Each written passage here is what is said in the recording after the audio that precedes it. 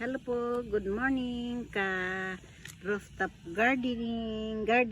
Oh, ito. Naghanda ako ng pang seed scoop, paglagay ng seed. Ayun. Ito, tatlo siya. At saka ito, yung ipupunla ko dito is yung nabili ko sa online sa Shopee. Yan. Parang masarap siya kaya ako ay nainganyo at bumili ng ganito. Ngayon, yan ang ipupunla ko dito sa ginawa ko. Buksan ko na ito at yan ang mga kamatis ko din na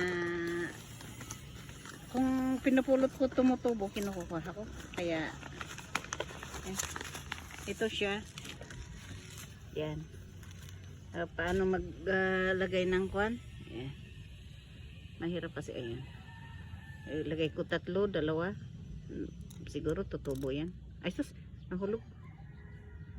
Nahulog sila. Iaayos ko siya mamaya.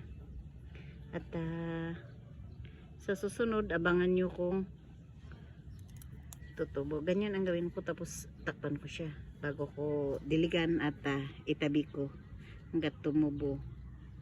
Pagkatapos i-transfer ko. Tignan nyo yung kamatis ko na isa. Yan. Yan po. Salamat po.